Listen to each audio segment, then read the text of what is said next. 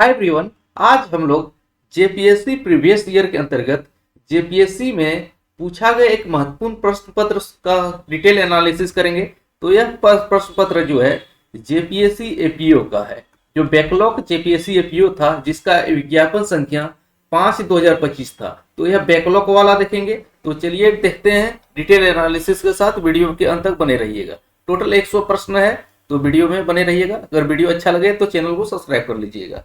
तो पहला है, झारखंड के निम्नलिखित जिलों के भौगोलिक क्षेत्रों का सबसे बड़ा वन क्षेत्र कौन सा है। तो झारखंड का यहाँ 4 जिला दिया है। इसमें पूछा है वन क्षेत्रफल सबसे अधिक किस जिले में है। अगर वन क्षेत्रफल की बात करें इंडियन फॉरेस्ट रिपोर्ट के अंतर्गत, तो सबसे अधिक वन क्षेत्रफल आपका हो जाएगा पश्चिमी सिंहभूम। ऑप्शन बी हो जाएगा पश्चिमी सिंहभूम, इसका राइट आंसर। लेकिन अगर परसेंटेज की दृष्टि से बोला, अगर कौन से जिले का भौगोलिक प्रतिशत सबसे अधिक है, अगर परसेंटेज की दृष्टि से आपका लातेहार हो जाता परसेंटेज, लेकिन एरिया में टोटल एरिया पूछा है तो पश्चिमी सिंहभूम हो जाएगा। यहाँ लगभग 3300 से अधिक, 3300 किलोमीटर से अधिक वन क्षेत्रफल पाया जाता है। यह भी माइंड में रखिएगा। नेक्स्ट है, पीवीटीजी डाकिया योजना निम्नलिखित तरीके से झारखंड में विशेष रूप से कमजोर जनजातीय समूहों के लिए खाद्य सुरक्षा सुनिश्चित करती है। तो पीवीटीजी डाकिया योजना यह जो है आदिम जनजातियों के लिए चलाई जाती है झारखंड में। तो इसके संबंध में 4 स्टेटमेंट दिया है, तो सेटिस्फाई कौन वाला हो जाएगा। आदिवासी महिलाओं की आय में सुधार, तो यह स्टेटमेंट गलत है। इसमें खाद्यान्न उपलब्ध कराया जाता है, वो भी कितना केजी, 35 किलो खाद्यान्न घर पहुंचाया जाता है। कमजोर आदिवासी समूहों को रोजगार प्रदान करना, यह गलत है। रिया रियायती दर पर खाद्यान्न उपलब्ध करवाना बिल्कुल सही है। आदिवासी महिलाओं के ऋण उपलब्ध करवाना गलत है। तो पीवीटीजी डाकिया योजना विशेष रूप से कमजोर समूह, जो आदिम जनजाति समूह है झारखंड के, उनके लिए है। इसमें आपको 35 किलो अनाज मिलता है, घर तक पहुंचाया जाता है। यह भी माइंड में रखिएगा। आय में सुधार के लिए अगर जेएसएलपीएस योजना जो है, इस यह आय में सुधार के लिए काम करती है, जेएसपीएस, यह भी माइंड में रखिएगा। नेक्स्ट देखते हैं 3 नंबर का, करंट का था, इसको स्किप कीजिए। आर्थिक सर्वे से पूछा था, 22-23 का था। कौन सा राज्य अपनी उचित मूल्य की दुकानों का लगभग 94% सहकारी समितियों के माध्यम से चलाता है। तो इसका राइट आंसर कौन सा हो जाएगा, सहकारी समिति के माध्यम से दुकान चलाने वाला राज्य जो है सबसे अधिक तमिलनाडु हो जाएगा, तमिलनाडु। नेक्स्ट है, पिछले 8 वर्षों में झारखंड राज्य के सकल, छोड़िए अभी करंट की हो जाएगा।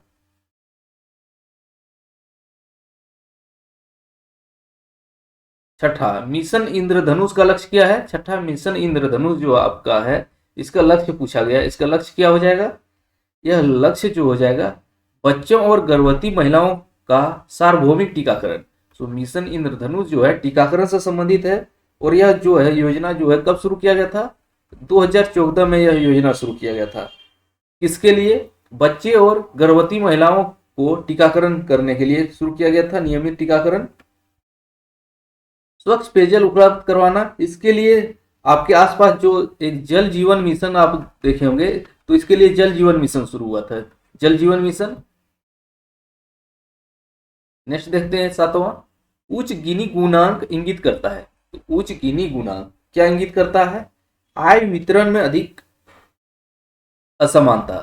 तो आय वितरण में अधिक असमानता उच्च गिनी गुणांक। और इसमें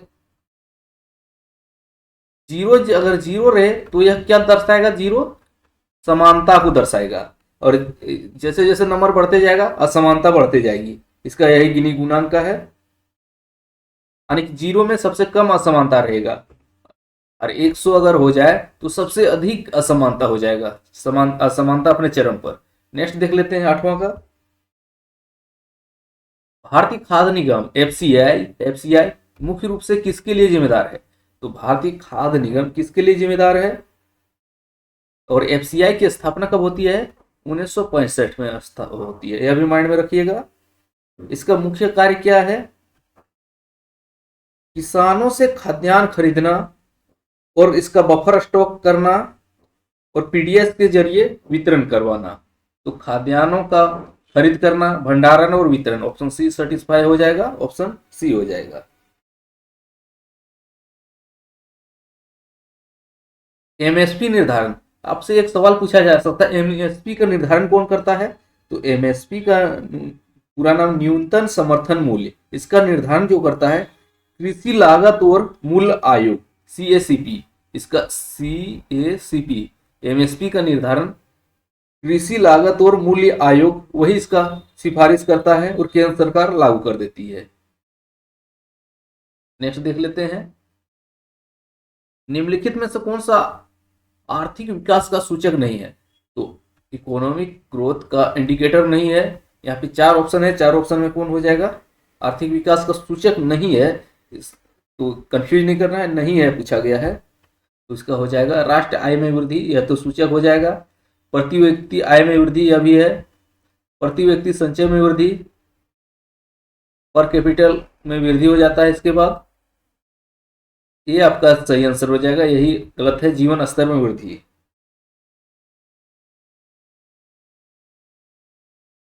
नेक्स्ट देखते हैं 10वां का, पीएम आशा को इस उद्देश्य से डिजाइन किया गया है।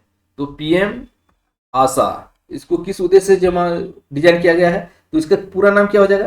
प्रधानमंत्री अन्नदाता आय संरक्षण अभियान। प्रधानमंत्री आय संरक्षण अभियान कब शुरू किया गया था? या 2018 में शुरू किया गया था, यह भी माइंड में रखिएगा।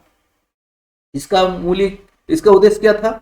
मूल्य समर्थन योजना, मूल्य समर्थन योजना पीएसएस और मूल्य न्यूनता भुगतान योजना पीडीपीएस के जरिए किसानों को उनकी उपज का उचित मूल्य देना, एमएसपी मूल्य देना। तो किसानों को लाभकारी मूल्य, एमएसपी खरीद के लिए बाजार आश्वासन सुनिश्चित करना, इसका यही राइट आंसर हो जाएगा।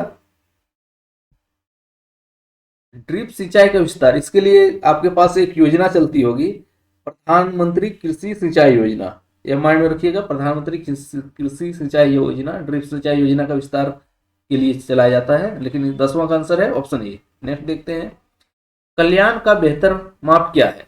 तो कल्याण, वेलफेयर का बेटर मेजर किया है, 11 में पूछा गया है। प्रति व्यक्ति व्यय योग्य आय, तो कल्याण का बेहतर माप जो है प्रति व्यक्ति व्यय योग्य आय, ऑप्शन सी इसका राइट आंसर हो जाएगा।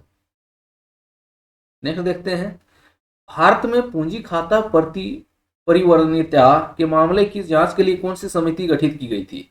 तो पूंजी खाता परिवर्तनीयता के मामले की जांच के लिए कौन सा समिति का गठन हुआ था? यह गठन जो था आपका ताराकोर समिति। तो ताराकोर समिति का गठन 1997 में किया गया था, आरबीआई ने किया था। कब? किसने? आरबीआई ने 1997 में इस समिति का गठन किया गया था।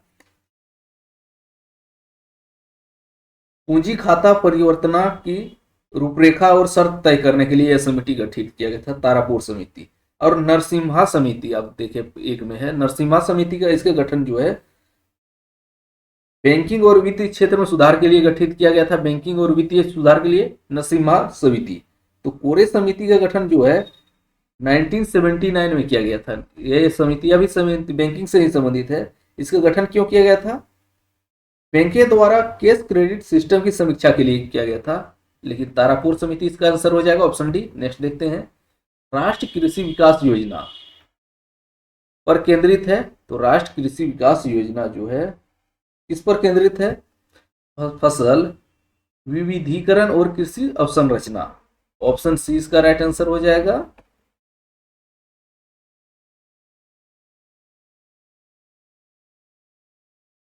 नेक्स्ट देखते हैं 14, पूर्ण गरीबी का अर्थ क्या है? एब्सोल्यूट पॉवर्टी मीन्स, इसका अर्थ क्या हो जाएगा? तो बुनियादी न्यूनतम कैलोरी आवश्यकताओं के संदर्भ में गरीबी, इसका सेटिस्फाई आंसर ऑप्शन डी होगा। 14 का ऑप्शन डी हो जाएगा। जैसे आपको ज्ञात है तो कैलोरी के अनुसार भी गरीबी का अनुमान लगाया जाता है कि इतना कैलोरी इसे मिला या नहीं। अगर विलेज क्षेत्र में देखा जाए तो 2400 कैलोरी बोला जाता है, 2400 कैलोरी होना अनिवार्य है। और अगर सिटी क्षेत्र में, शहरी क्षेत्र में 2100 कैलोरी की मिल रहा है तो आप नॉर्मल स्थिति में है, नहीं अन्यथा गरीब है। तो इसी तरह ग्रामीण 2400 और शहरी क्षेत्र 2100 कैलोरी रखा गया है। नेक्स्ट देखते हैं, करंट का है, छोड़िए इसको, 15। नेक्स्ट 16 देखते हैं, भारत में चालू खाता मुख्यतः इसलिए टिकाऊ माना जाता है क्योंकि, तो भारत में चालू खाता को टिकाऊ माना जाता है, इसका रीजन क्या है? सर्टिफाई रीजन क्या हो जाएगा? तो सर्टिफाई रीजन ऑप्शन बी हो जाएगा। इसकी भरपाई स्थित प्रेषण और सेवा निर्यात द्वारा की जाती है। तो इसकी भरपाई स्थिर प्रेषण और सेवा निर्यात द्वारा की जाती है, तो ऑप्शन बी हो जाएगा इसका राइट आंसर। नेक्स्ट है, अमर्त्य सेन के अनुसार खाद्य सुरक्षा न केवल उपलब्धता पर निर्भर करती है बल्कि इस पर भी निर्भर करती है। तो कौन सा सर्टिफाई और हो जाएगा इसमें, जो सर्टिफाई बैठेगा इस सवाल के साथ? अधिकार, उत्पादन, विनिमय और राज्य शक्ति। तो ऑप्शन बी इसका राइट आंसर हो जाएगा। तो नोबेल पुरस्कार विजेता है अमर्त्य सेन, जिसको अर्थशास्त्र में नोबेल भी मिला है, यह भी माइंड में रखिएगा।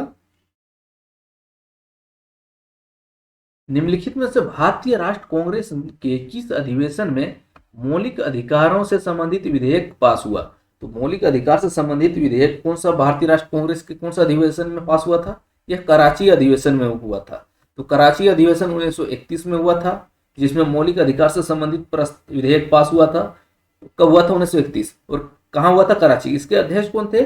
सरदार वल्लभ भाई पटेल इसके अध्यक्ष थे, यह माइंड में रखिएगा। सरदार वल्लभ भाई पटेल इसके अध्यक्ष थे। और इसका मसौदा जो तैयार किया था, मसौदा तैयार करने वाले कौन थे? जवाहरलाल नेहरू, यह भी माइंड में रख लीजिएगा। और कानपुर अधिवेशन 1925 में हुआ था, जिसकी अध्यक्षता किसने की थी? सरोजिनी नायडू ने किया था, यह भी माइंड में रखिएगा। और प्रथम भारतीय महिला कांग्रेस की सरोजिनी नायडू थी। और 1937 में जो है यह कहाँ पे हुआ था? तेजपुर में अधिवेशन हुआ था। यह गांव में, तेजपुर जो है गांव में कांग्रेस का हुआ अधिवेशन है, जिसकी अध्यक्षता जो है जवाहरलाल नेहरू ने किया था, यह भी माइंड में रखिएगा। और स्वाधीनता दिवस की बात बोले, स्वाधीनता दिवस तो लाहौर अधिवेशन 1929 माइंड में रखिएगा, लाहौर अधिवेशन 1929। और सवाल था मेरा मौलिक अधिकार, तो यह कराची अधिवेशन 1931, वल्लभ भाई पटेल। नेक्स्ट 19वां सवाल को देखते हैं अब। निम्नलिखित में से कौन सा सही सुमेलित नहीं है? तो सही सुमेलित नहीं है यही पूछा है, तो हमको गलत स्टेटमेंट का चयन करना है। तो वंदे मातरम भारतीय राष्ट्र कांग्रेस कोलकाता अधिवेशन 1896 में गाया गया। वंदे मातरम का पहली बार गायन 1896 में कांग्रेस के कोलकाता अधिवेशन में किया गया, तो यह स्टेटमेंट तो सही है। दूसरा स्टेटमेंट क्या है? जन गण मन कांग्रेस का अधिवेशन जो है कोलकाता 1911 में गाया गया, सही है।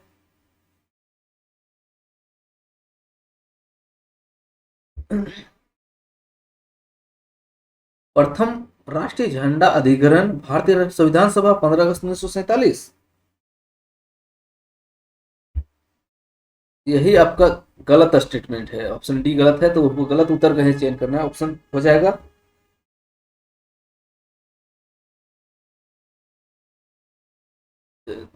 15 अगस्त नहीं हो जाएगा, क्या हो जाएगा? 22 जुलाई 1947 हो जाएगा इसका आंसर। 22 जुलाई 1947 को अपनाया गया था, तो यहाँ पे जो डेट दिया गया है वही गलत है। 15 अगस्त 1947 नहीं, 22 जुलाई 1947 था, होगा इसका डेट, तो ऑप्शन डी हो जाएगा। लॉर्ड लिटन किससे संबंधित नहीं था? तो संबंधित किससे नहीं था यही पूछा है। Lord Lytton, Lord Lytton Arms Act जो है 1878 का था। कब? 1878 का था आर्म्स एक्ट। इसके बाद वारना कूलर प्रेस एक्ट जो है यह भी 1878 का था। और स्ट्रेची कमीशन और इल्बर्ट बिल जो है आपका 1883 का है। कब? 1883। यह इल्बर्ट बिल क्या था? यह भारतीय जजों को यूरोपीय अधिकारियों के मुकदमों की सुनवाई का अधिकार देता था। तो इल्बर्ट बिल जो है, भारतीय जज जो थे वे यूरोपीय अधिकारियों पर सुनवाई कर सकते थे। यही था, जो लीटर से संबंधित नहीं था। ऑप्शन सी हो जाएगा, लीटर से नहीं संबंधित नहीं था। लेकिन इसमें कौन थे? रिपन था, लॉर्ड रिपन था। यह माइंड में रखिएगा। तो ऑप्शन सी इसका राइट आंसर है। नेक्स्ट देखते हैं, डच ईस्ट इंडिया कंपनी ने किस वर्ष पटना में अपना फैक्ट्री स्थापित की थी? तो डच ईस्ट इंडिया कंपनी ने पटना में अपना फैक्ट्री जो स्थापित किया था, कब किया था? यह 17वीं सदी में किया था, जो 1632 में किया था। कब? 1632 में पटना में डच ईस्ट इंडिया कंपनी ने अपना फैक्ट्री स्थापित किया था। और यहां से सोरा, सूती वस्त्र और अफीम का व्यापार करते थे।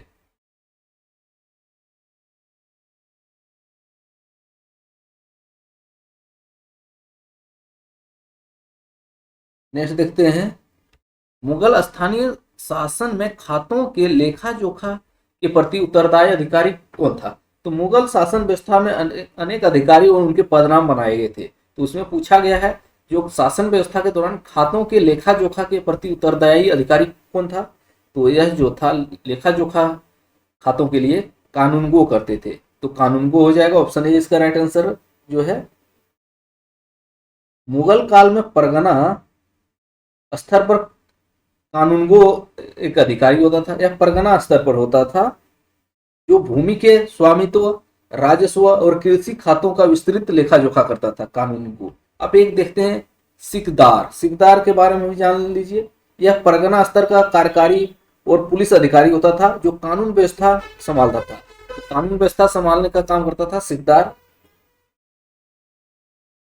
अमाल गुजार।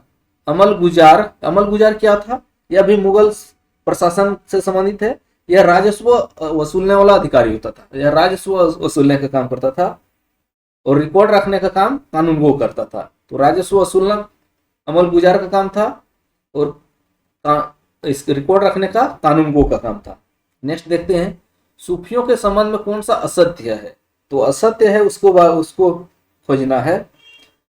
तजकिरा, संतों का जीवन विवरण, बिल्कुल सही है। या सूफी संतों का जीवन विवरण संकलन होता है, जैसे सियार उट और ओलिया। मकतूबात सूफियों द्वारा लिखे पत्र।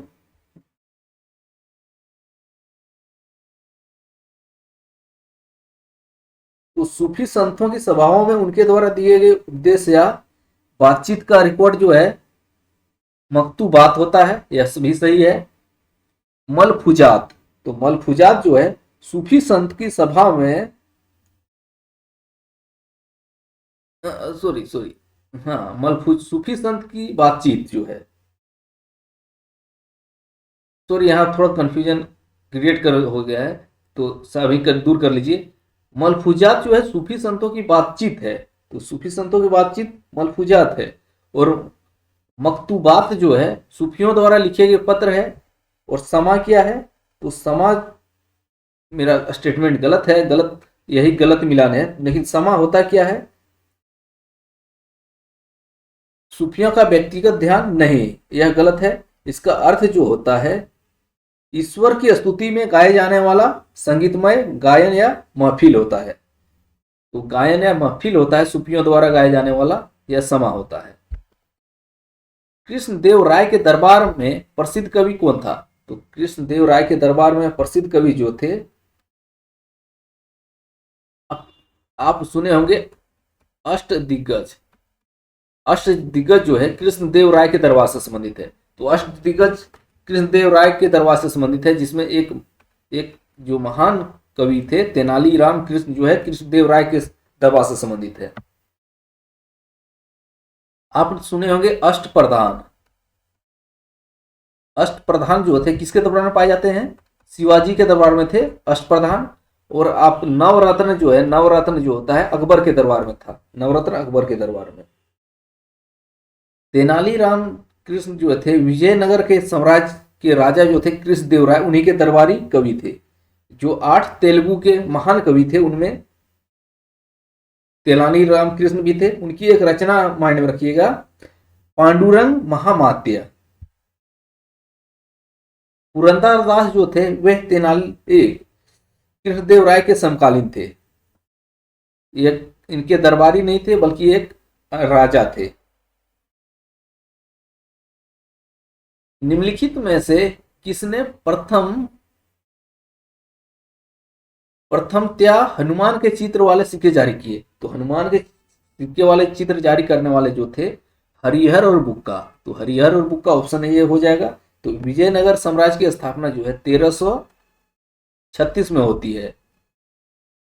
और कौन सा नाम क्या रखा जाता है इसका? संगम राजवंश। जिसके राजा कौन होते हैं? हरिहर और बुक्का इस वंश के संस्थापक होते हैं। उन्होंने हनुमान और गरुड़ वाले सोने के और तांबे के सिक्के भी जारी किए थे, हनुमान और गरुड़ के। विरूपक्ष जो है कृष्णदेव राय से संबंधित हो जाएगा, कृष्णदेव राय के संबंधित हो जाएगा विरूपक्ष। नेक्स्ट देखते हैं, किस राष्ट्रकूट शासक ने प्रतिहार राजा नागभट्ट द्वित को पराजित किया था? तो प्रतिहार राजा नागभट्ट द्वित को हराने वाला राष्ट्रकूट राजा कौन थे? गोविंद तृतीय। गोविंद तृतीय ऑप्शन सी है, गोविंद तृतीय। ध्रुव जो थे यह एक राष्ट्रकूट शासक थे जिन्होंने नागभट्ट प्रथम और वत्सराज को हराया था।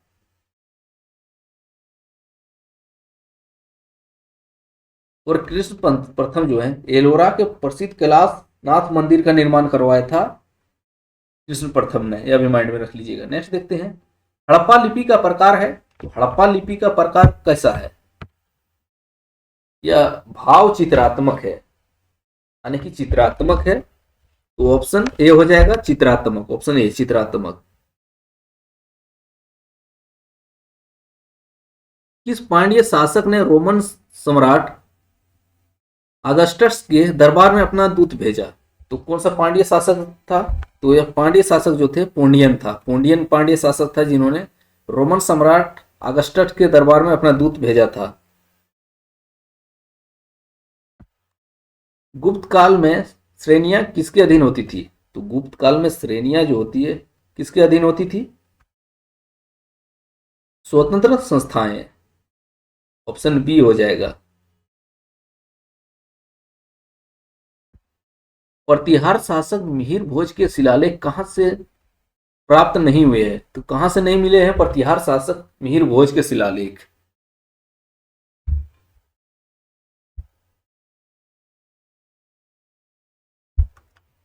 ग्वालियर से तो मिला है, पेहोवा से भी मिला है,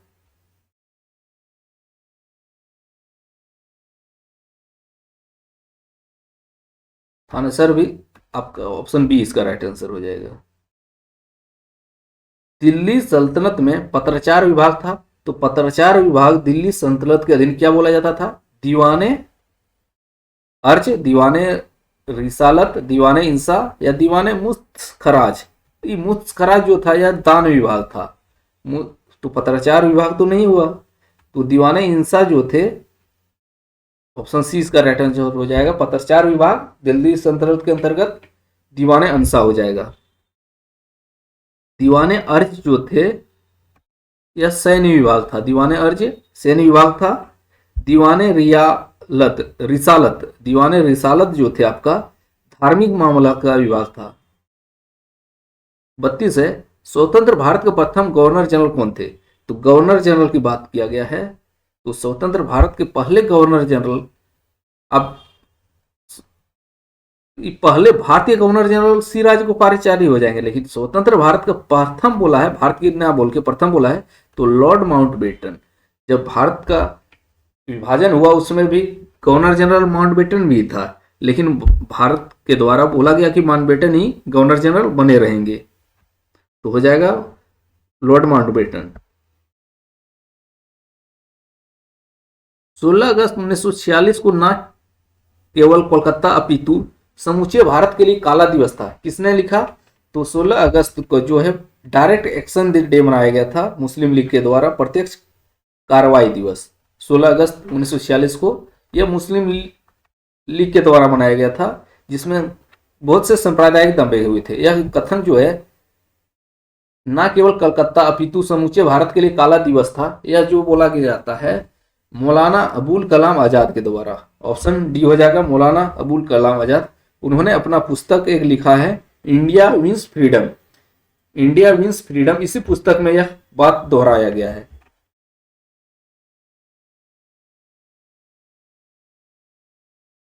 भारत छोड़ो आंदोलन का किस राजनीतिक दल ने विरोध नहीं किया? जब 1942 में भारत छोड़ो आंदोलन शुरू हुआ तो कौन सा राजनीतिक पार्टी उस समय था जिन्होंने विरोध नहीं किया था? मुस्लिम लीग ने इसका विरोध किया था, Congress socialist party, Bharat communist party ने भी विरोध किया था, हिंदू महासभा ने भी विरोध किया, लेकिन कांग्रेस सोशलिस्ट पार्टी जो थे उन्होंने विरोध नहीं किया था भारत छोड़ो आंदोलन का। यह कांग्रेस सोशलिस्ट पार्टी से कौन कौन जुड़े थे?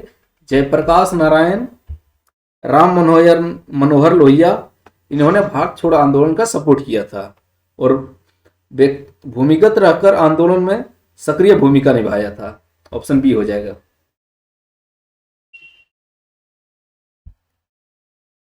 35 छोड़िए, इसकी पीछे करंट का है। 36 का देखते हैं। 2011 की जनगणना के अनुसार भारत में ग्रामीण जनसंख्या का प्रतिशत क्या है? तो 2011 की जो सेंसर रिपोर्ट है, इसका ग्रामीण जनसंख्या 68.8% भारत का ग्रामीण जनसंख्या है, यानी और 31.2% जो है आपका शहरी जनसंख्या है। माइंड में रखिएगा।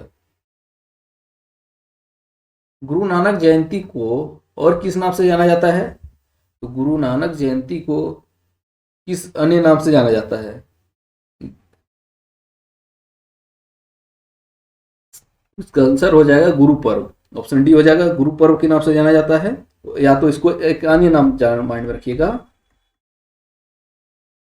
प्रकाश पर्व। तो गुरु पर्व या प्रकाश पर्व गुरु नानक जयंती को ही बोला जाता है। अरे बैसाख पर्व जो है आपका, जब गुरु गोविंद सिंह ने खालसा पंथ की स्थापना किया उसके उपलक्ष्य में मनाया जाता है बैसाखी। यह भी माइंड में रख लीजिएगा। अंतर्राष्ट्रीय योग दिवस किस तिथि को मनाया जाता है? तो योग दिवस जो है हर साल 21 जून को मनाया जाता है। कब? 21 जून। ऑप्शन सी हो जाएगा, 21 जून को मनाया जाता है। 12 जनवरी को कौन सा डे मनाया जाता है? 12 जनवरी को भी एक डे मनाया जाता है विवेकानंद जयंती के संबंध के जयंती के उपलक्ष्य में, नेशनल यूथ डे यानी कि राष्ट्रीय युवा दिवस। यह युवा दिवस 12 जनवरी को मनाया जाता है, यह भी माइंड में रखिएगा। 14 अप्रैल को कौन सा दिवस मनाया जाता है? अंबेडकर जयंती। लिंगराज मंदिर कहां पे स्थित है? लिंगराज मंदिर जो आपका हो जाएगा स्थित कहाँ है? अगर पूछा ही गया है तो सीधा सीधा हो जाएगा भुवनेश्वर। तो भुवनेश्वर में लिंगराज मंदिर है और किस देव या देवता को समर्पित है? भगवान शिव को समर्पित है लिंगराज मंदिर। ओडिशा की राजधानी भुवनेश्वर में है और इसको बनाया किसने था? सोमवंशी शासक के द्वारा बनाया गया था। पुरी यह भी उड़ीसा में है, जहां पे जगन्नाथ मंदिर स्थित है, जो 4 धाम में एक धाम माना जाता है। और खजुराहो में जो है कंदरिया महादेव मंदिर खजुराहो में है। नेक्स्ट देख लेते हैं अब। होलोंगापार गिबन वन्यजीव अभयारण्य किस राज्य में स्थित है? होलोंगापार वन्यजीव अभयारण्य जो है आपका असम में है। तो ऑप्शन ए हो जाएगा, असम में है। असम के जो है जोरहाट जिले में स्थित है होलोंगापार वन्यजीव अभयारण्य।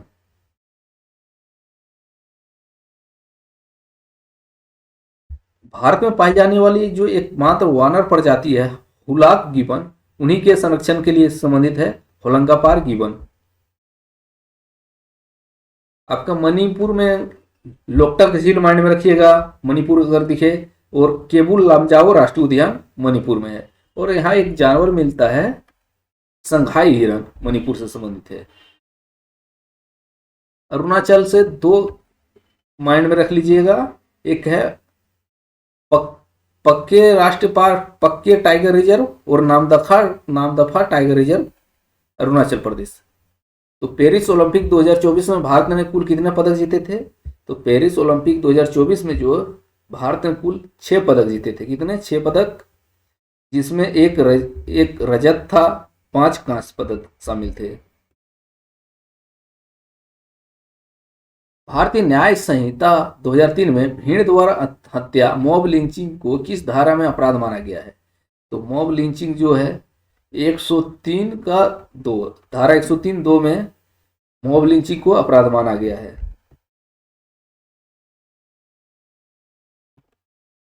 भारत सरकार ने आदि सेवा पर्व की शुरुआत किस राज्य में से की है? तो आदि सेवा पर्व, इसकी शुरुआत कौन से राज्य से की है? छोड़िए, करंट कब है?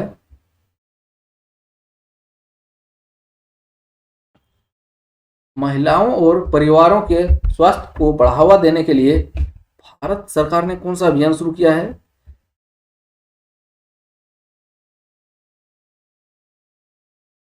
स्वास्थ्य को बढ़ावा देने के लिए। इसका आंसर आपको देना है, करंट का सवाल था लेकिन आपको देना है इसका। स्वास्थ्य को बढ़ावा देने के लिए भारत सरकार ने कौन सा योजना शुरू किया है? बेटी बचाओ बेटी पढ़ाओ, या तो योजना नहीं है, आपको यहीं कर देते हैं। स्वच्छ भारत अभियान, यह भी नहीं है। आपको बी और सी में आपको सिलेक्ट करके बताना है ऑप्शन में कमेंट करके। नेक्स्ट देखते हैं, किस राज्य के मुख्यमंत्री मैया सम्मान योजना शुरू की है जिसके तहत महिलाओं को 2500 रुपये मासिक सहायता दी जाएगी? तो मैया सम्मान योजना जो है यह तो काफ़ी फेमस योजना है झारखंड का। इसमें एडुकेशन से ज़्यादा बजट मैया सम्मान योजना पर दे दिया जाता है। तो शुरू में जब योजना शुरू हुआ तो 1000 रुपये थी, लेकिन जब अभी वर्तमान में बढ़ा के 2500 रुपये प्रति महिला प्रति लागू कर दिया। तो यह झारखंड की योजना है मैया सम्मान योजना। और मध्य प्रदेश में इसी तरह की योजना चलती है, लाडली बहना योजना। मध्य प्रदेश में लाडली बहना योजना, और उड़ीसा में भी एक योजना चलती है सुभद्रा योजना। सुभद्रा योजना उड़ीसा की है, जिसमें भी महिलाओं की सहायता दिया जाता है डायरेक्ट। 46 है, भारत ने हाल ही में हरित रणनीतिक साझेदारी पर किस देश के साथ चर्चा की है? ये डेनमार्क है, वो भी करंट का है लेकिन स्किप कर सकते हैं इसको। 47 है, भारत सरकार ने रक्षा निर्यात का लक्ष्य 2029 तक कितना रखा है? तो रक्षा निर्यात का लक्ष्य 2029 तक कितना रखा है? 50,000 करोड़। ऑप्शन बी हो जाएगा, 50,000 करोड़। भारत में प्रेस इंफॉर्मेशन ब्यूरो पीआईबी की भूमिका क्या है? तो पीआईबी यह सरकारी प्रेस एजेंसी है पीआईबी। तो इसकी भूमिका क्या है?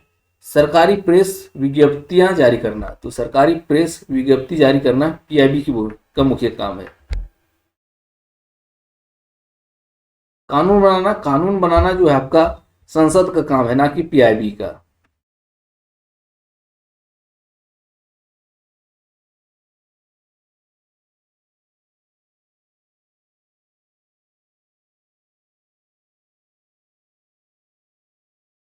नेक्स्ट देखते हैं, यदि वृत्तीय गति में वस्तु का वेग दोगुना कर दिया जाए तो अभिकेंद्रीय त्वरण क्या होगा? सेंट्रीपिटल एक्सेलरेशन क्या हो जाएगा? यदि वृत्तीय गति में वस्तु का वेग दोगुना कर देंगे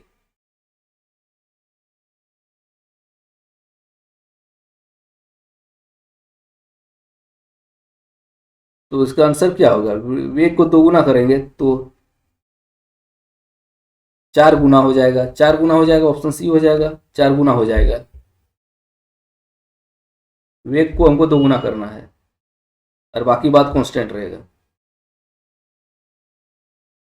निम्नलिखित में से कौन सा कार्बोहाइड्रेट मुख्य रूप से पशुओं में संग्रहित होता है? तो पशु में कौन सा कार्बोहाइड्रेट रहता है? Starch, glycogen, cellulose, chitin. तो ग्लाइकोजन हो जाएगा, ऑप्शन बी हो जाएगा। पशु और मानव में कार्बोहाइड्रेट मुख्य रूप से यकृत और मांसपेशी में रहता है, जो ग्लाइकोजन के रूप में संग्रहित रहता है। तो मनुष्य में भी ग्लाइकोजन के रूप में संग्रहित रहता है। स्टार्च जो है पौधों में कार्बोहाइड्रेट का भंडारण रूप है। तो स्टार्च जो होता है पौधे में पाया जाता है। सेल्यूलोज जो है पौधे की कोशिका भित्ति से संबंधित हो जाएगा। नेक्स्ट देते हैं लोहे का सही इलेक्ट्रॉनिक विन्यास क्या है। तो लोहे का सही इलेक्ट्रॉनिक विन्यास क्या हो जाएगा, 3d6 4s2। अगर लोहे का इलेक्ट्रॉनिक विन्यास 4d6 4s2 और इसका परमाणु क्रमांक कितना हो जाएगा, 26 होता है। ये न्यूमेरिकल का प्रश्न दे दिया है, लेकिन इसका आंसर कितना है, 2.78, ऑप्शन डी है।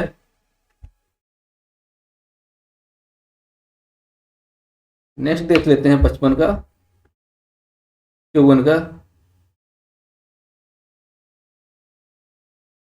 HC triple bond C carbon, CH double bond CH और CH3 में कुल कितने सिग्मा पाई बॉन्ड उपस्थित है। तो सिग्मा और पाई बॉन्ड कितने उपस्थित है,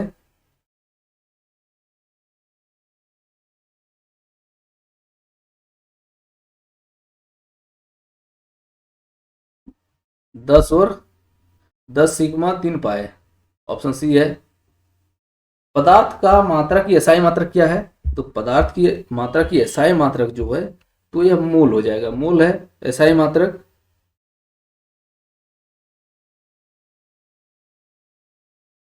तो ग्राम जो है द्रव्यमान को मापने में काम आता है, द्रव्यमान। आयतन को मापने की इकाई जो है लीटर है। पौधों में जाइलम किसके लिए उत्तरदायी है, तो पौधों में जाइलम और पोलोयम पाया जाता है। लेकिन जाइलम की बात किया गया है तो जाइलम जो है ये संवहनी ऊतक है जो जल और खनिज पत्तियों तक पहुंचाने का काम करता है।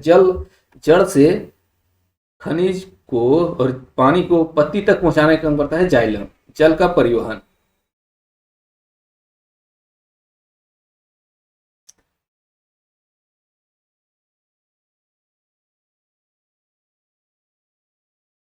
और प्लोयम जो है भोजन का परिवहन प्लोयम के द्वारा होता है। और ऑक्सीजन का परिवहन जो होता है विसरण के माध्यम से होता है, मौजूद रंध्र पत्ती में होता है, उसी के माध्यम से होता है। नेक्स्ट देखते हैं, प्रत्येक बच्चा किसके एक्स गुणसूत्र प्राप्त करेगा। तो यह लिंग निर्धारण से संबंधित, माता के पास हमेशा XX गुणसूत्र होगा और फीमेल के साथ XX और मेल के पास हमेशा X और Y गुणसूत्र होगा, यह भी ध्यान दीजिएगा।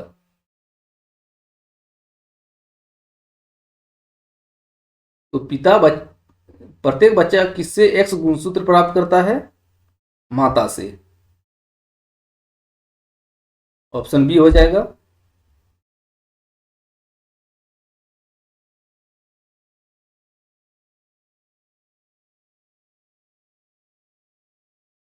शॉर्ट सर्किट के समय परिपथ में धारा का क्या प्रभाव पड़ता है। जब शॉर्ट सर्किट होता है तो परिपथ में धारा बहुत अधिक बढ़ जाती है, तो ऑप्शन ये हो जाएगा, बहुत अधिक बढ़ जाती है। ओम के नियम के अनुसार, ओम का नियम आपको पता है, V बराबर IR, इसी से होता है, बहुत अधिक बढ़ जाता है। 59 क्या है, न्यूमेरिकल दे दिया है। तो एक कुली 15 किलोग्राम का सामान जमीन से उठाकर अपने सिर पर रखता है और जमीन से 1.5 मीटर ऊंचाई पर है। कुली द्वारा सामान पर किया गया कार्य ज्ञात करना है। आपको एक फॉर्मूला वेट द्वारा mgh है, उसी से यह सॉल्यूशन हो जाएगा। जैसे कि आपको बता दें, W बराबर जो होता है 15 kg, वेट कितना है 15 kg है, G कितना है,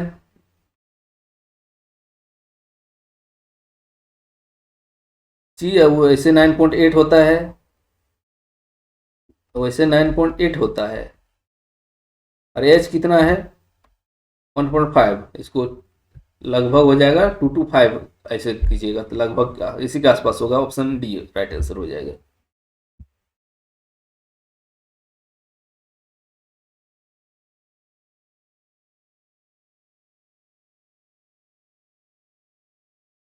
न्यूटन का बल बराबर होगा, तो न्यूटन का बल बराबर जो होगा kg 1 kg मीटर प्रति second square, option B, option C हो, बी नहीं सी हो राइट आंसर है। अब 61 का देख लेते हैं। निम्नलिखित में से कौन सा टिंडल प्रभाव प्रदर्शित करेगा? तो टिंडल प्रभाव जो है, टिंडल इफेक्ट जो है स्टार्च का विलियन, ऑप्शन सी हो जाएगा सैटिस्फाई आंसर। एक विलियन लाल लिटमस को नीला कर देता है तो इसका पीएच संभावित रूप से होगा। तो लाल लिटमस लाल है, इसको नीला कर देगा विलियन, तो किस कारण होगा? पीएच संभावित जो होगा मान लो 10 होगा, यानी कि क्षारीय रूप से होगा।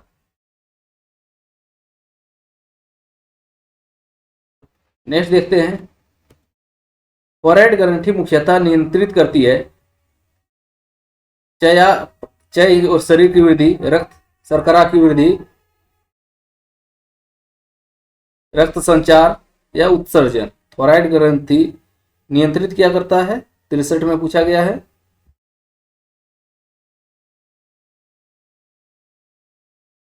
मेटाबॉलिज्म एंड बॉडी ग्रोथ को वृद्धि करता है, उसी को नियंत्रित करता है। ऑप्शन ए इसका राइट आंसर हो जाएगा। और रक्त शर्करा का नियंत्रित का कार्य जो हो जाएगा आपका इंसुलिन वाला हो जाएगा। पेनक्रियाज अग्नाशय से संबंधित, अग्नाशय से निकलने वाले इंसुलिन को ग्लूकागोन हार्मोन करता है। नेक्स्ट देख लेते हैं आपका। और रक्त संचार जो है हृदय और तंत्रिका तंत्र द्वारा नियंत्रित होता है रक्त संचार। एक ब्लॉक चिकनी क्षैतिज मेज पर चल रहा है तो गुरुत्वाकर्षण बल द्वारा किया गया कार्य, तो गुरुत्वाकर्षण द्वारा चिकनी सतह पर चल रहा है तो शून्य हो जाएगा, कोई कार्य नहीं होगा। ओजोन परत पृथ्वी पर जीवन को किस हानिकारक विकिरण से बचाती है? जो ओजोन परत है इसका O3 जिसका सूत्र है, यह पृथ्वी पर कौन से हानिकारक विकिरण से बचाती है? वही विकिरण का नाम यहाँ साथ छांटना है ऑप्शन में। तो यह हानिकारक विकिरण जो है आपका पराबैंगनी विकिरण, ऑप्शन सी हो जाएगा पराबैंगनी विकिरण।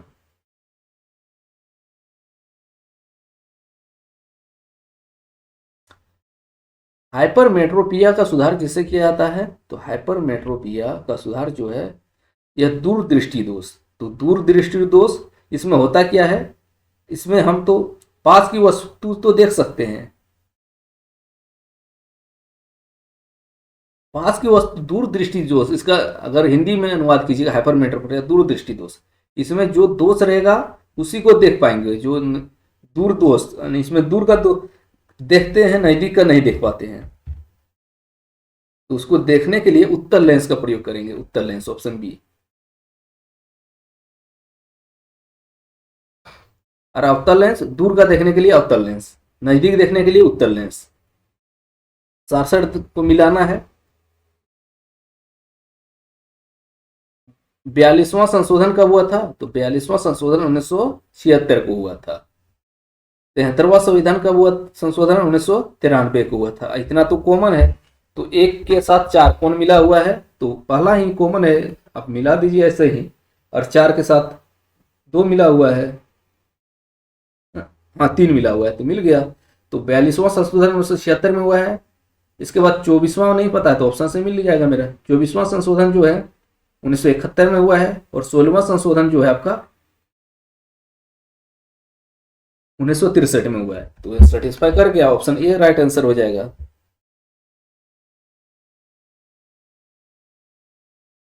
आर्सेट है, निम्नलिखित में से कौन सा व्यक्ति भारत के कार्यवाहक प्रधानमंत्री के रूप में कार्य कर चुका है? तो भारत के कार्यवाहक प्रधानमंत्री के रूप में गुलजारी लाल नंदा, तो गुलजारी नंदा हो जाएगा ऑप्शन ए, जिन्होंने 1964 में जवाहरलाल नेहरू और शास्त्री जी के निधन के बाद कार्य किया था। गुलजारी लाल नंदा हो जाएगा। चौधरी चरण सिंह वह पूर्णकालिक प्रधानमंत्री रहे थे और वीपी सिंह भी प्रधानमंत्री रहे थे। और मोरारजी देसाई जो वो अभी जनता पार्टी दल के रूप में प्रधानमंत्री के रूप में शपथ लिए थे। 69 का देखते हैं। भारत के राष्ट्रपति साहित्य, विज्ञान और कला के सामाजिक सेवा के विशेष या व्यवहारिक ज्ञान रखने वाले व्यक्तियों में से कितने सदस्य को राज्यसभा में मनोनीत करता है? तो राष्ट्रपति राज्यसभा के लिए कितने व्यक्ति को मनोनीत करता है? तो यह मनोनयन जो होता है 12 व्यक्ति को मनोनीत करता है, और अनुच्छेद 80(1) के तहत मनोनयन होता है। 80(1) के तहत 12 व्यक्ति। भारत के उपराष्ट्रपति के बारे में कथनों पर विचार करना और सही विकल्प का चयन करना। जब उपराष्ट्रपति राष्ट्रपति के रूप में कार्य का निर्वहन करता है तो उन्हें राष्ट्रपति का वेतन और भत्ता और अन्य सुविधाएं मिलती है, बिल्कुल सही है। अगर जब राष्ट्रपति का पद खाली होता है तो उपराष्ट्रपति राष्ट्रपति की हैसियत से कार्य करने लगता है, तो उस दौरान राष्ट्रपति को मिलने वाला वेतन, भत्ता और अन्य सुविधाओं का उपयोग उपराष्ट्रपति करता है। जब उपराष्ट्रपति राष्ट्रपति के कर्तव्य का निर्वहन करते हैं तो राज्यसभा के उपाध्यक्ष उनके सभापति के रूप में कार्य करते हैं, तो यह भी फैक्ट सही है। जब कोई उपराष्ट्रपति है, जब राष्ट्रपति का पद अगर खाली रहा तो उपराष्ट्रपति राष्ट्रपति की हैसियत से कार्य करने लगा, उस दौरान वह राज्यसभा का सभापति ना होके और राज्यसभा का अध्यक्षता नहीं करता है, तो अध्यक्षता कौन करेगा? जो उप सभापति रहता है वही उनकी अध्यक्षता करता है, उपाध्यक्ष जो रहता है। तो दोनों कथन सत्य है। नेक्स्ट देखते हैं 71 का। अनुच्छेद 51(a) के अंतर्गत निहित मूल कर्तव्य के विषय में निम्नलिखित बातों पर विचार कीजिए और सही विकल्प का चयन करना है। अभिभावक या संरक्षक का यह कर्तव्य है कि 14 वर्ष से अधिक आयु के बच्चों को शिक्षा के अवसर मुहैया कराएं।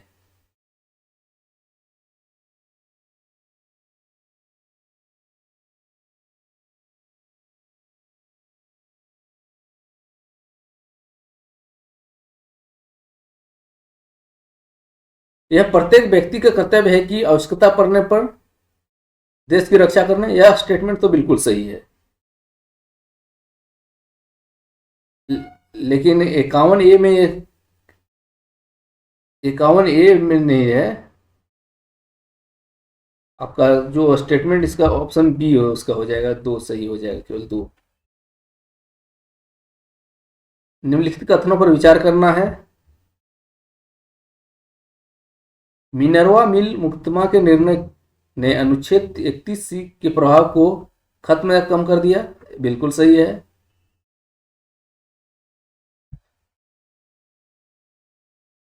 केवल एक इसका सही है।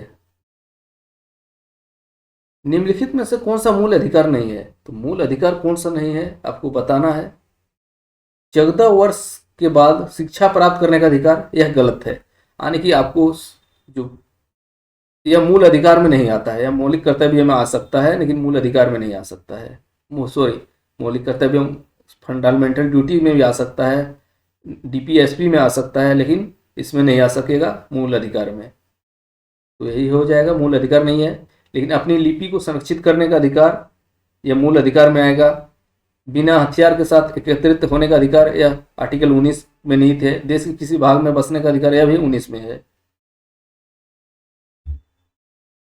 यह आपका आर्टिकल 29 में हो जाएगा। नेक्स्ट है, निम्नलिखित कथनों पर विचार करें और सही विकल्प का चयन करें। अनुच्छेद 249 के अंतर्गत भारतीय संसद को राजसूची के विषय पर कानून बना सकती है। राष्ट्र हित में हो तो कानून बना सकती है, तो यह तो पहला सही हो जाएगा। दूसरा क्या है? वैसे कानून अधिनियम केवल 6 महीने तक ही प्रभाव में रहता है, जब तक कि राज्यसभा के जरिए किसी अन्य प्रस्ताव द्वारा इसे आगे बढ़ाया न जाए। यह 1 साल तक रहता है।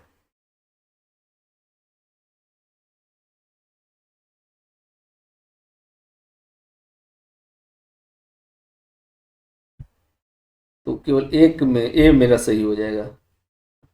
75 का देखते हैं। निम्नलिखित कथनों पर विचार करना है। अंतरराज्य परिषद का प्रावधान भारतीय संविधान के अनुच्छेद 263 में है, बिल्कुल सही है। पहली बार अंतरराज्य परिषद की स्थापना सन 1990 में किया गया, बिल्कुल सही है। तो दोनों स्टेटमेंट मेरा सही है इसमें। नेक्स्ट देखते हैं, राज्यसभा का सदस्य बनने के लिए न्यूनतम आयु सीमा कितनी है? तो ये पंचायती राज का चुनाव लड़ने के लिए, नगर पालिका, नगर निगम, पंचायत का चुनाव लड़ने के लिए 21 साल चाहिए, और एमपी बनने के लिए जो लोकसभा चुनाव होता है उसके लिए 25 वर्ष चाहिए। एमपी बनने के लिए 25 साल, लेकिन राज्यसभा का सदस्य बनने के लिए आपका 30 साल चाहिए। राज्यसभा का सदस्य बनने के लिए 30 वर्ष निर्धारित किया गया है। राष्ट्रपति, उपराष्ट्रपति और राज्यपाल बनने के लिए 35 साल। राष्ट्रपति, उपराष्ट्रपति और राज्यपाल बनने के लिए 35 साल। निम्नलिखित राज्यों के राज्यसभा में सदस्यता संख्या के अनुसार बढ़ते क्रम में लिखना है। तो बढ़ते क्रम में लिखना है तो सबसे पहले जानिए राज्यसभा।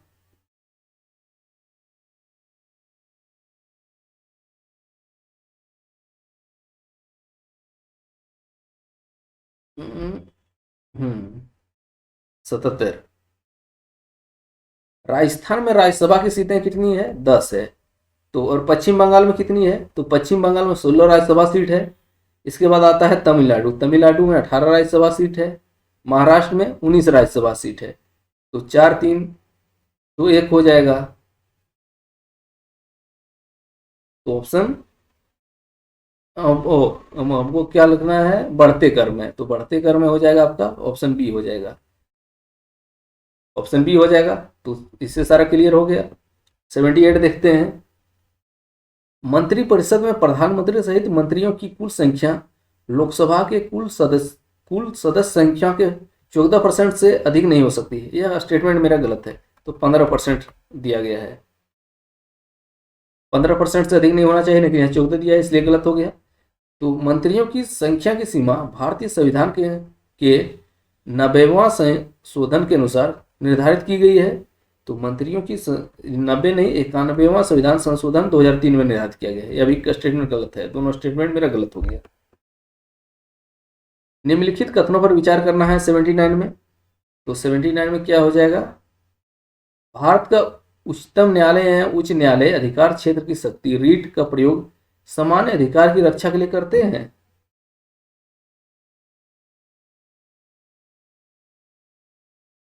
उच्च न्यायालय और उच्चतम न्यायालय को मौलिक अधिकारों का संरक्षक कहा जा सकता है। बिल्कुल कहा जाता है। मौलिक अधिकारों का संरक्षक जो है हाईकोर्ट और सुप्रीम कोर्ट को कहा जाता है।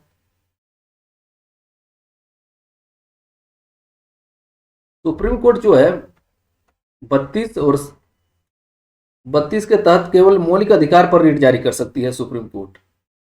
लेकिन आपका हाई कोर्ट जो है सामान्य अधिकार के लिए भी हाई कोर्ट रीट जारी कर सकती है, हाई कोर्ट 226 के तहत। तो सुप्रीम कोर्ट सिर्फ मौलिक अधिकार के लिए जारी करेगा और हाई कोर्ट अन्य अधिकार के लिए भी जारी कर सकता है। इसलिए पहला स्टेटमेंट गलत है। तो इसका मेरा केवल बी हो जाएगा इसका राइट आंसर। केवल दूसरा स्टेटमेंट सही है। 80 का देख लेते हैं। भारतीय संविधान के किस अनुच्छेद अंतर्राष्ट्रीय शांति के संवर्धन के बारे में चर्चा करता है? तो अंतर्राष्ट्रीय शांति का जिक्र जो है भारतीय संविधान के भाग 4 जो है, भाग 4 क्या नीति निर्देशक सिद्धांत, इसमें एक अनुच्छेद आपका है 51, अनुच्छेद 51। इसी में अंतर्राष्ट्रीय शांति और सुरक्षा को बढ़ावा देने और राष्ट्रों के बीच न्याय संगत और सम्मानजनक संबंध बनाए रखने का जिक्र है। 51 ऑप्शन ए हो जाएगा। आर्टिकल 50 में आपका कार्यपालिका का न्यायपालिका से विभाजन का प्रावधान किया गया है 50 में।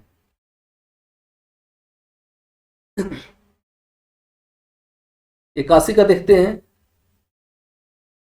अंडमान और लक्षद्वीप जैसे केंद्र शासित प्रदेशों के मामले में राष्ट्रपति द्वारा बनाए गए विनियमों को संसद द्वारा बनाए गए किसी कानून को निरस्त करने या संशोधित करने की शक्ति है। तो संसद है, तो इसको बिल्कुल शक्ति है।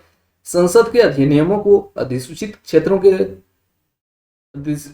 क्षेत्रों में प्रयोग राज्यपाल द्वारा जारी अधिसूचना के माध्यम से रोका या संशोधित किया जा सकता है। हाँ, कुछ हद तक किया जा सकता है विशेष क्षेत्रों में। तो दोनों सही है। नेक्स्ट देखते हैं। भारत के किस शहर में उत्तराखंड राज्य के उच्च न्यायालय स्थित है? तो उत्तराखंड राज्य का उच्च न्यायालय जो नैनीताल हो जाएगा।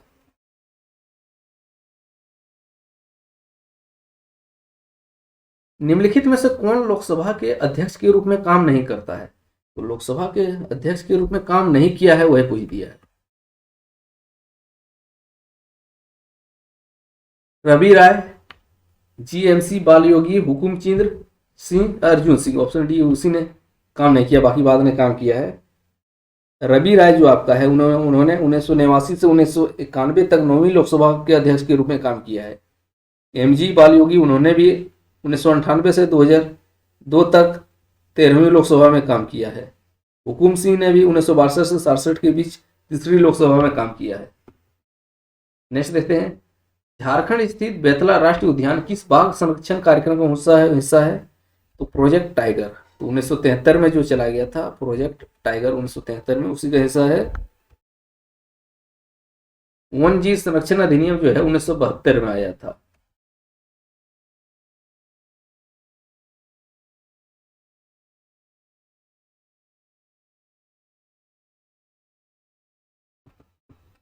पचासी करंट का छोड़िए, 86 अब देखते हैं।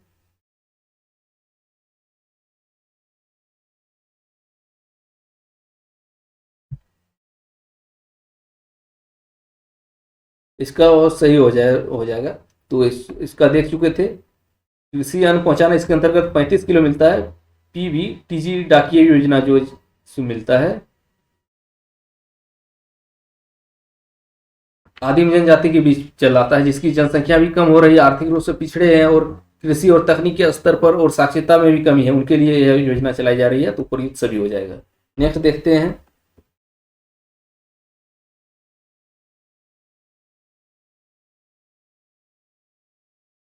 हालिया अध्ययन के अनुसार किस झारखंड कोयला क्षेत्र में सेल गैस उत्पादन की महत्वपूर्ण क्षमता पाई गई है? 87 में पूछा गया है।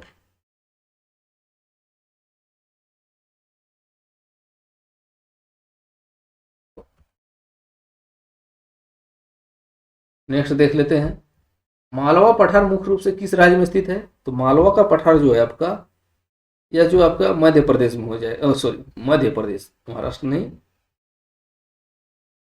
मध्य प्रदेश, ऑप्शन ए मालवा पठार मध्य प्रदेश में है।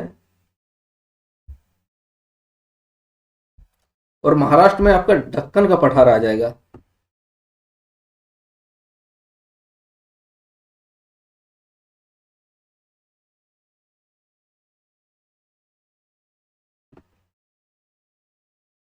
सिंहभूम क्षेत्र में कौन सा खनिज मुख्य रूप से पाया जाता है? तो सिंहभूम क्षेत्र में जो है हेमेटाइट, हेमेटाइट लोहे का किस्म है।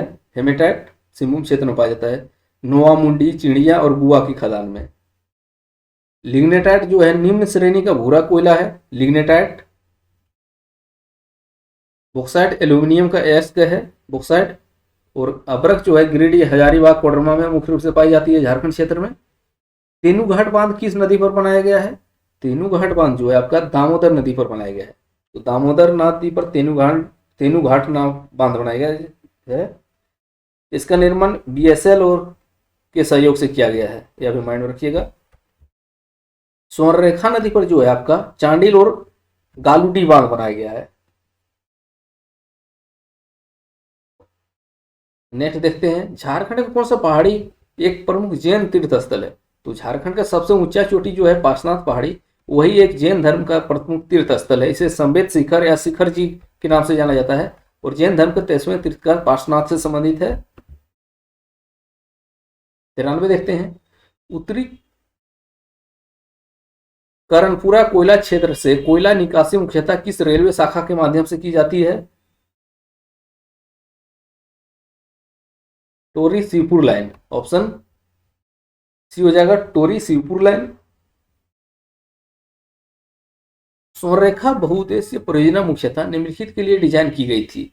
तो स्वर्णरेखा बहुउद्देशीय परियोजना जो है आपका बाढ़ नियंत्रण और सिंचाई के लिए डिजाइन किया गया था, ऑप्शन ए राइट आंसर।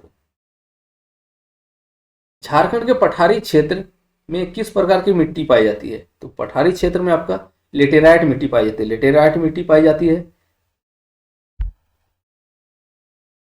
आपका जलोढ़ मिट्टी साहिबगंज और पाकुड़ क्षेत्र में मिलता है, जलोढ़ मिट्टी।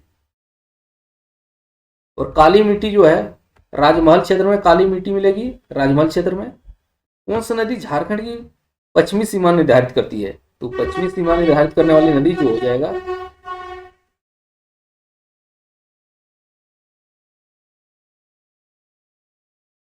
सोन नदी हो जाएगा, ऑप्शन डी हो जाएगा, सोन नदी। अजय नदी जो है कहां से निकलती है? आपका ऑप्शन में मुंगेर आ रह सकता है या जमुई, क्योंकि पुराने डेटा के अनुसार मुंगेर है, लेकिन लेटेस्ट डेटा के अनुसार जमुई है अजय नदी। दामोदर की कौन सी सहायक नदी झारखंड में एक महत्वपूर्ण कोयला खनन गलियारा बनाती है? तो महत्वपूर्ण कोयला खनन गलियारा बनाने वाली नदी जो है ये आपका हो जाएगा बराकर नदी 97 का। 98 का देखते हैं, झारखंड में अबरक उत्पादन के लिए कौन सा जिला सर्वाधिक प्रसिद्ध है? तो अबरक उत्पादन के लिए कोडरमा जिला है। अबरक की राजधानी के नाम से भी कोडरमा को जाना जाता है। पलामू जो है ग्रेफाइट, चूना पत्थर और डोलोमाइट के लिए प्रसिद्ध है पलामू। और बीड़ी बीड़ी बीड़ी उद्योग के लिए पाकुड़ प्रसिद्ध है, हो जाएगा।